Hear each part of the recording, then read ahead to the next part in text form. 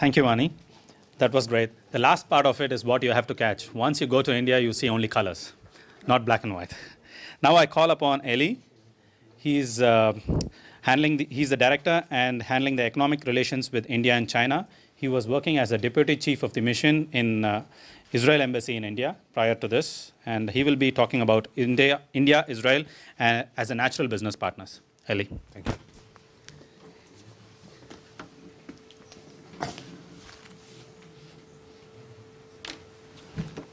Well, thank you very much. Thank you, Vasu, for inviting me, and to you all for this opportunity to speak to you about a subject that has become a kind of a passion to me, India.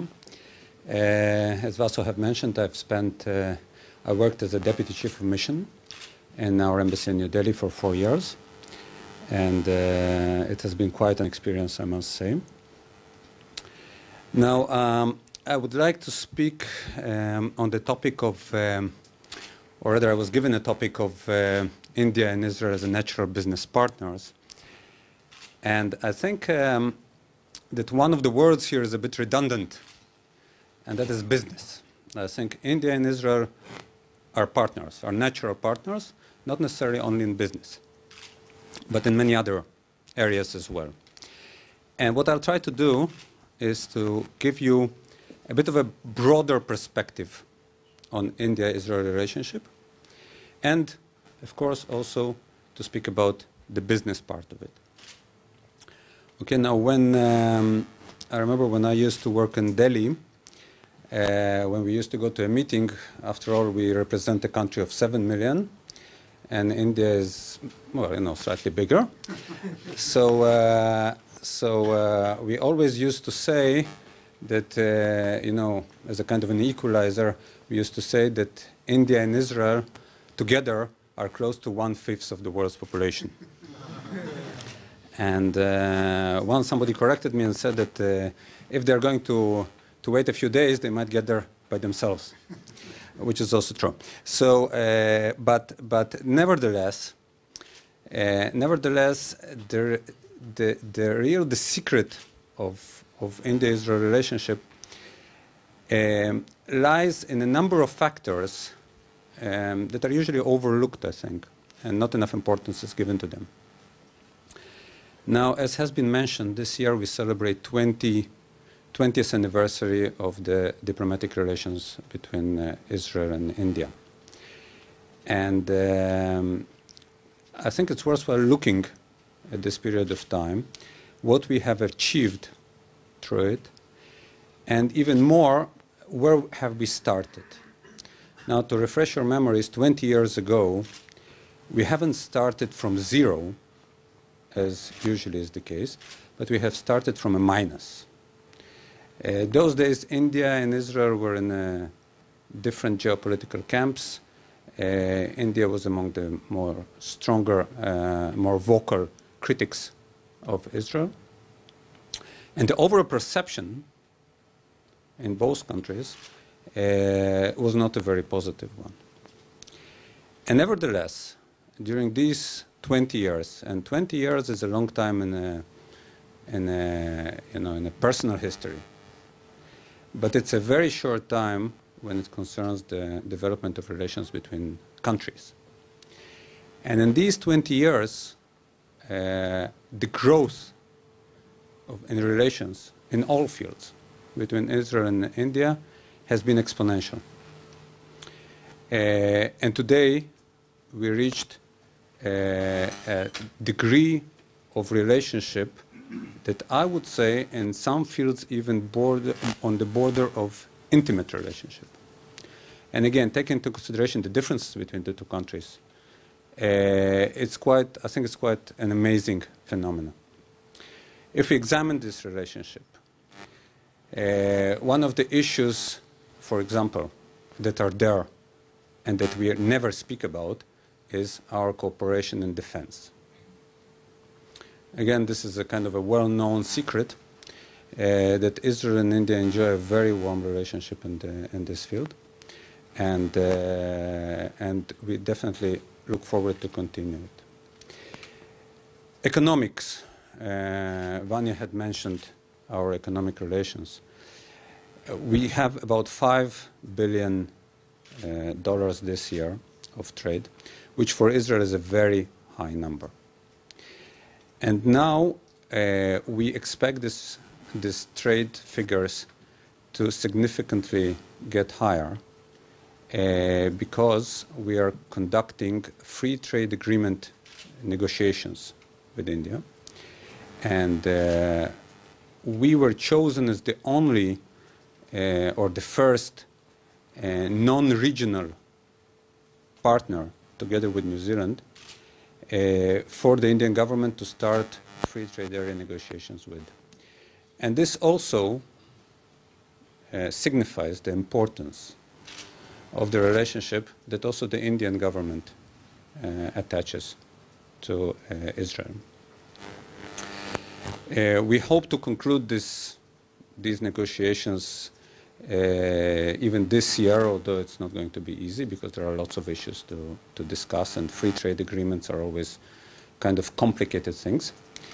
But we still hope to make it this year because it's the 20th year, and it's going to be very nice to conclude this year with such an agreement. So trade, defense relationship is one thing, trade is another thing. But what is even more important is the people-to-people relationship. And you know, since I come from the government, I can tell you that the real reason behind this growth in relationship does not lie in the governments. It's more to people relations. And Anat here is the head of the Friendship Association. So, and she represents a very important group of people who are also big patriots of India here. And I think this is one of the real factors behind this tremendous growth. Because I think there are quite a number of similarities between Israel and India. First, we are speaking about countries with very ancient civilizations. We are speaking about people who are very traditional and who have very strong moral values and family values. We are talking about nations that place a lot of importance on education as a vehicle for social mobility. We are speaking about two democracies who uphold the rule of law. And what is more important right now, we are speaking about two democracies under threat, which face significant falls abroad. So all this, again, makes us natural partners and also natural business partners as a result. Now, if you speak about business, I think one of the major pillars of our relationship with India is the field of agriculture. Last January, we have completed the first agricultural farm, Israeli demonstration farm, or we call it the Center of Excellence in Agriculture in the state of Haryana, not very far from Delhi. And this year we're going to conclude another one. And there are a few other farms in the pipeline. And agriculture is really, I think, the backbone of the Indian economy right now. And I think we, even though we are quite small, have a lot to contribute in this field. And again, the idea here, as Vani had mentioned, is not buyer to seller. This doesn't work. We are doing it together as partners with our Indian colleagues. So the area of agriculture is extremely important. The other field, which I think there is a great potential, is water technologies. I don't know if you had a chance, but a few weeks ago we had a very big exhibition here called WATEC. I don't know who of you had a chance of visiting it, but I was there together with the Minister of Water Resources of Kerala, which is a state in India, in the south of India. And it was really amazing to see this gentleman, a very senior Indian politician, you know, he's maybe about 75, and he was running around the different booths and finding out and this and that, and you know, he was like, it was really very, very impressive. And I think we have a lot to contribute to the Indian development goals in the field of water technologies. Another field, which is perhaps kind of maybe more serious in a way, is the Homeland Security, the HLS. Now, fortunately or unfortunately, it depends on the point of view, we have acquired a lot of experience in Homeland Security and the way to deal with it. And India, I think, has a great demand in expertise in this field. And I can tell you personally, as someone who have experienced the Mumbai attack while I was in India, I could see the difference, okay, and the perception. Like in 2 days' time, you know, every hotel had a security guard, and you couldn't pass. It was really difficult to pass these security guards because they were like instructed to more or less make your life miserable if you try to get in. So it was much worse actually than it is in Israel. And I think there is much more awareness now in India of our capabilities in this field, and a lot of cooperation. A lot of cooperation. Now, there are many other fields that I'm not going to mention, but I think in general, for us in Israel, India is a very big name. It's a very big name. I can see the number of students who study Indian languages and Indian history here in Tel Aviv. There is a faculty in Jerusalem. It's becoming really, really popular and become one of the most popular, actually, faculties. We have about 40,000 Israelis who travel to India.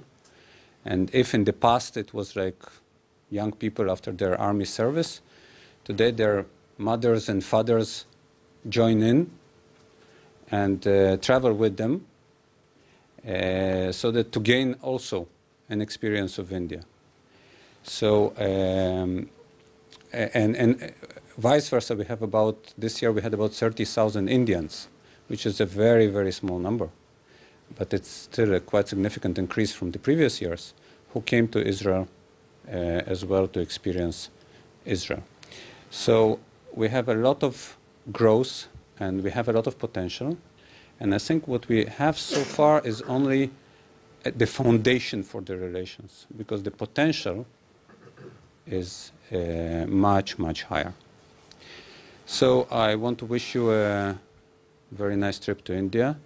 And you know, in India, it's a bit similar to Israel in a way that both in Israel and in India, every day is either a scandal or a festival. So I think you will also have an opportunity to experience, I hope, festivals, but maybe scandals as well, you'll see. But also it's also nice to experience scandal from time to time in India. So I wish you a very nice trip, and best of luck in your careers. Thank you.